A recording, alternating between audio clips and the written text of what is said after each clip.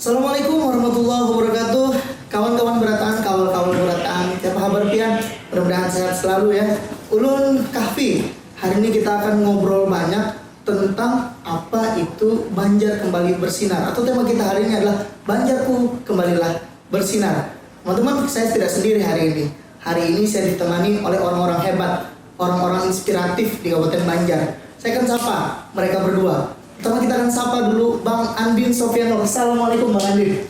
Waalaikumsalam warahmatullahi wabarakatuh. Alhamdulillah sehat. Alhamdulillah sehat, nggak bersin-bersin gitu ya Bang ya? Tak lah. Biasa.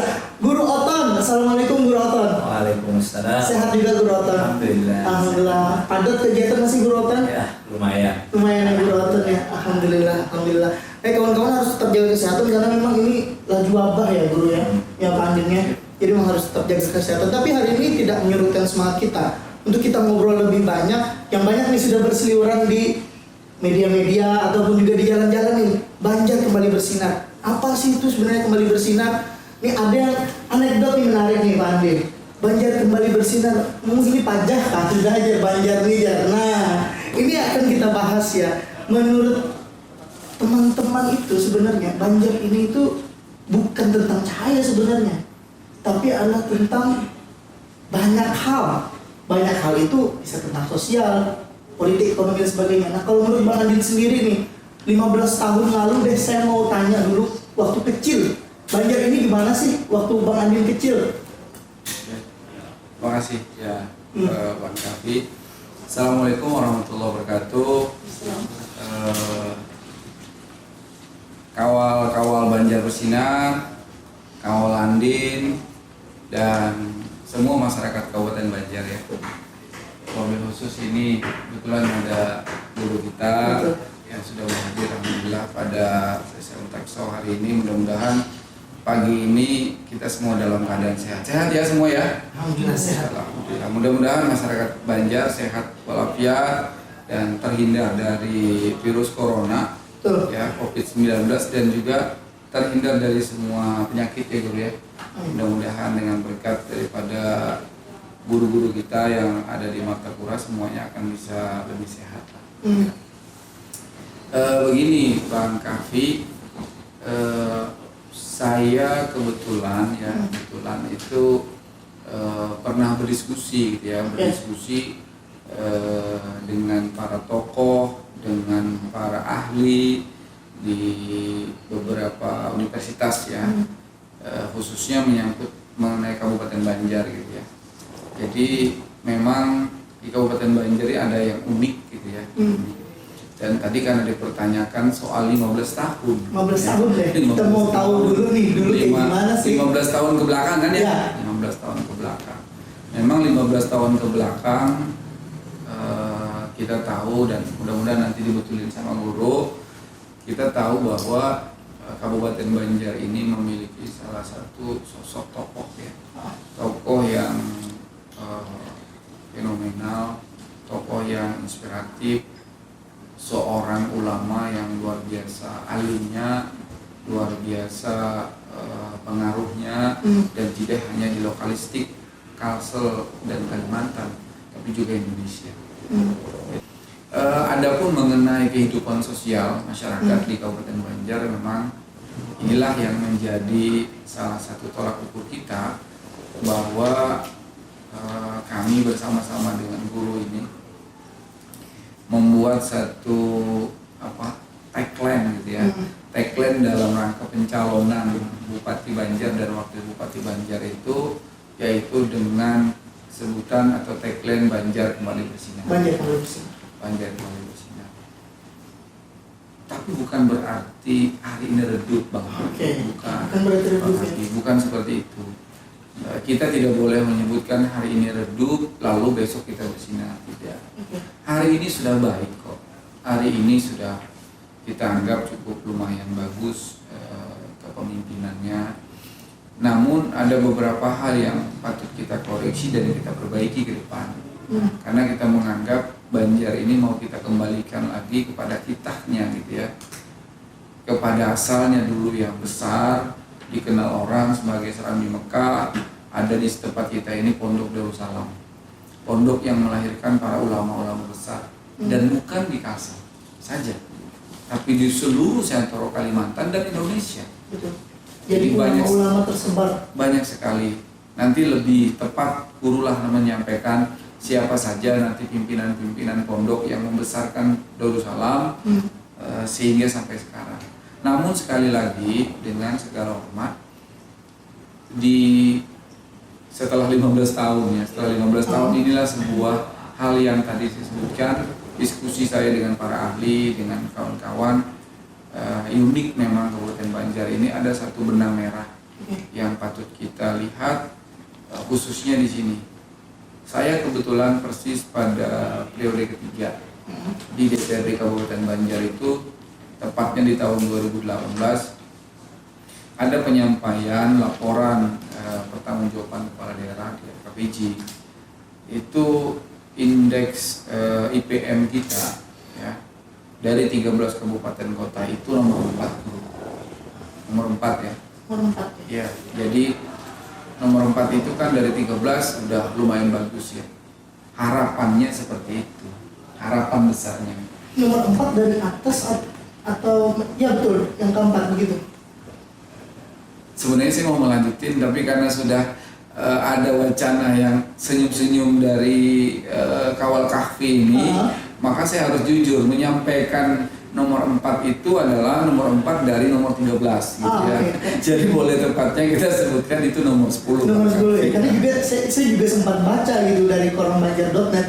Memang itu pernah disampaikan di LPG bahwasanya ke 10. Berarti ranking 4 maksudnya dari belakang gitu ya, dari belakang. Jadi ini sesuatu hal yang agak agak lumayan miris gitu ya, miris bagi kita,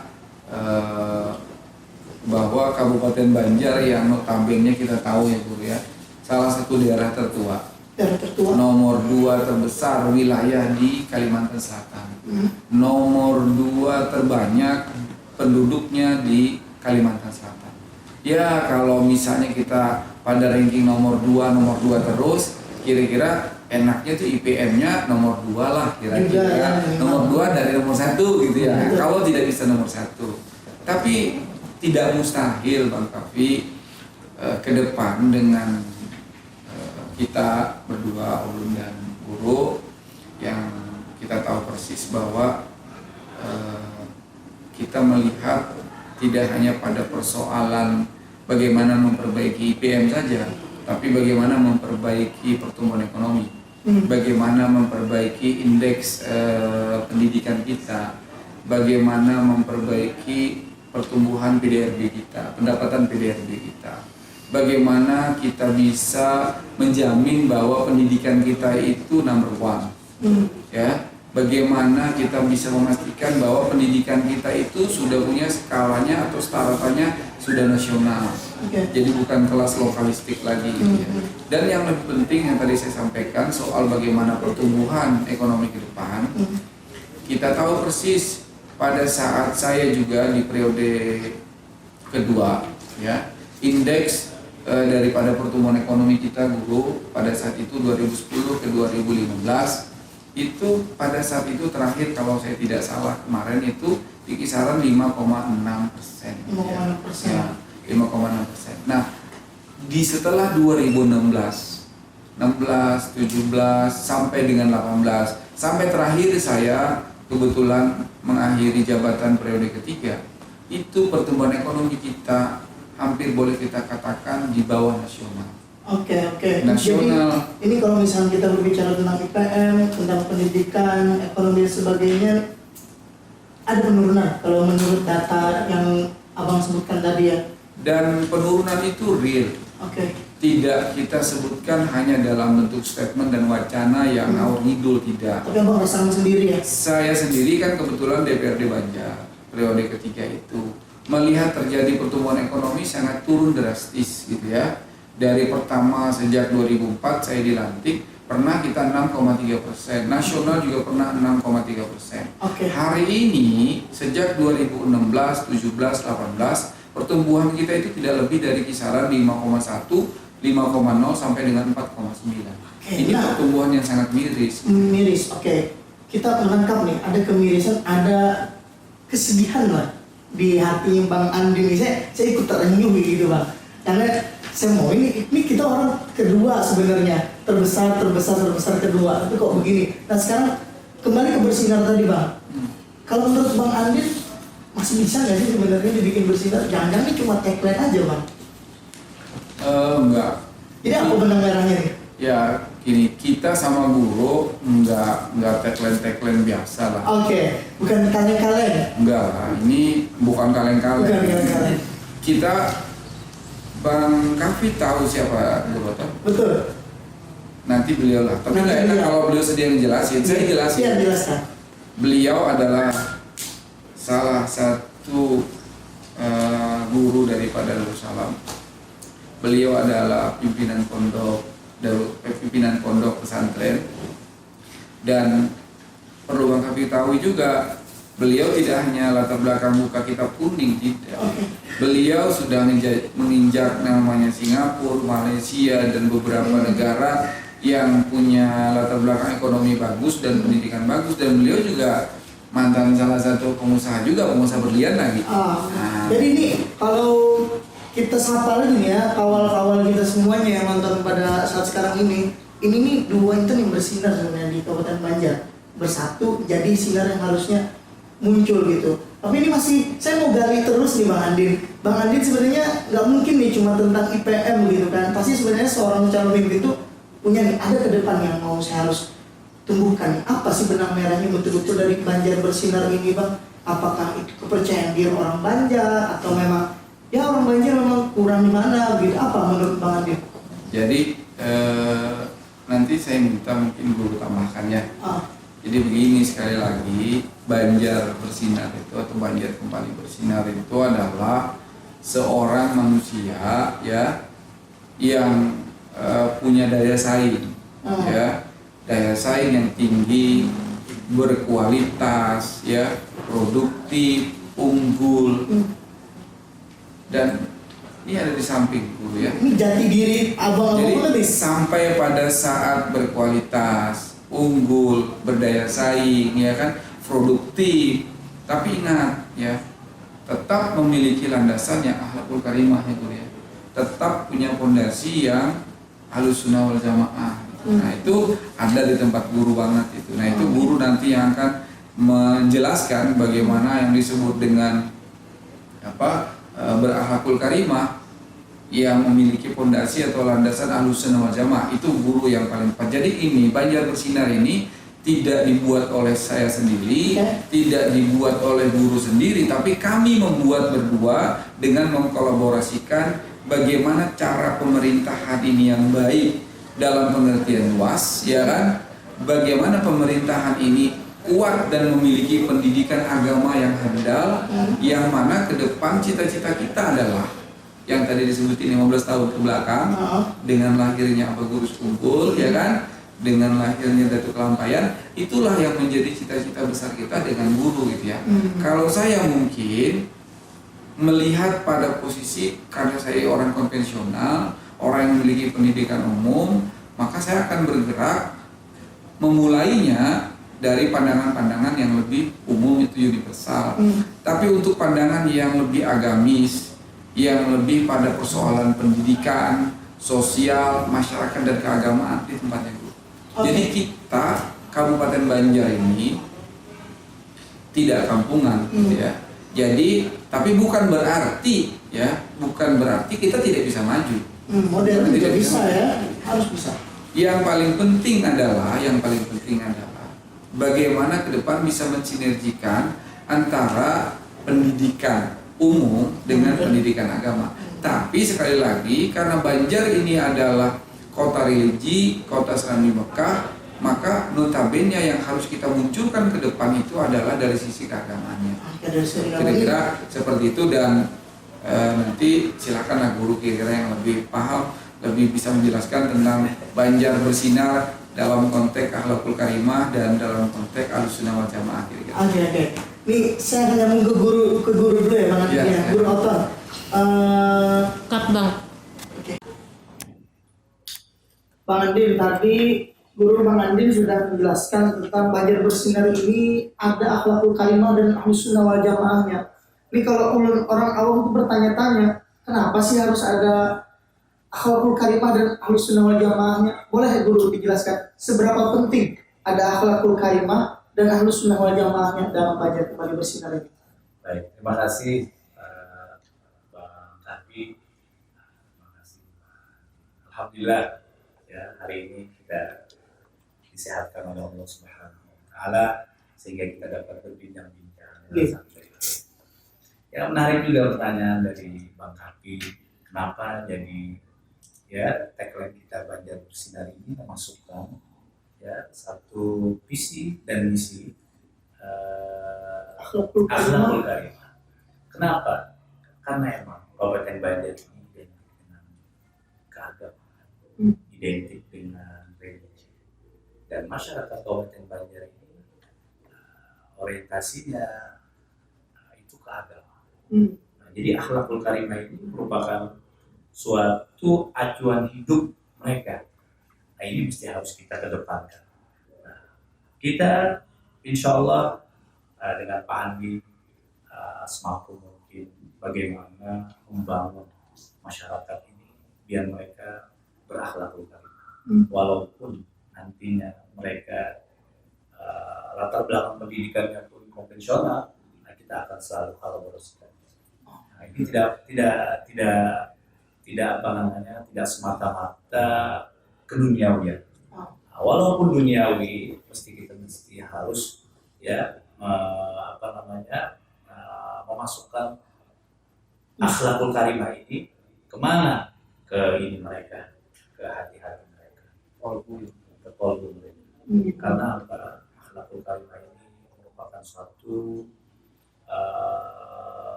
pedoman hidup kita. Bagaimanapun orang alimnya, bagaimanapun orang pintarnya, kalau tidak mempunyai akhlak, maka itu tidak akan berguna, alias sia-sia. Dan kita ya selaku masyarakat Kabupaten Banjar, insya Allah akan membangun Kabupaten Banjar tadi dengan tidak menyampingkan akhlakul karimah dan ahlus sunnah wal jamaah. Karena orang-orang tua kita dulu ini, mereka ini sangat memperhatikan dua hal tersebut. Berakhlak, kemudian panutan daripada semua apa yang kita pelajari itu semuanya berdasarkan ahlus sunnah wal jamaah. Saya kira itu di antaranya. Kalau boleh, apa ada sebenarnya akhlakul karimah yang mulai kurang ya ada di masyarakat kita? Apa mungkin takzim kepada guru-guru kita atau seperti apa yang kalian rasakan guru selama sekarang di Kabupaten Banjar? Ya seiring dengan perkembangan zaman, ya seiring dengan pergaulan sekarang ini sangat rentan dengan hal-hal yang tidak membawa kepada kepribadian yang baik. Nah, itu tidak ada lain, tidak bukan karena emang akhlaknya sudah berubah. Nah, kita melihat ya sosok daripada generasi kita ini ya, itu sangat minim sekali. Nah, khususnya baik dimanapun juga itu sudah pengen melakukan. Nah, kita insya Allah dengan Pak Andi bagaimana caranya nanti bisa mengembalikan itu semampu kita. Dan insya Allah tidak keluar daripada bimbingan ahlus sunnah wal jamaah.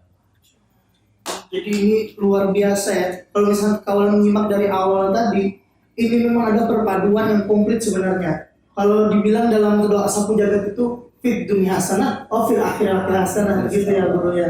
Jadi ini duniawinya ini tercukupi nih, pendidikan sudah tinggi bang ya. Sebagai anggota dewan 3 kali sudah cukup tahu seluk-beluk Kabupaten Banjar. Guru Oton sangat memahami tentang bagaimana membina masyarakat Kabupaten Banjar memiliki kualitas namun tetap terjaga akhlakul karimah dan juga ahlus sunnah wal jamaahnya.